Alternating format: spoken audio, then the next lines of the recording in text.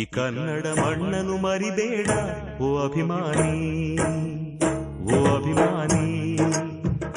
ಈ ಮಣ್ಣಿನ ಹೆಣ್ಣನ್ನು ಜರಿಬೇಡ ಓ ಅಭಿಮಾನಿ, ಓ ಅಭಿಮಾನಿ. ಸುಸಂಸ್ಕೃತ ಚರಿತೆಯ ತಾಯ್ನಾಡು, ಮಹೋನ್ನತ ಕಲೆಗಳ ನೆಲೆಬೀಡು.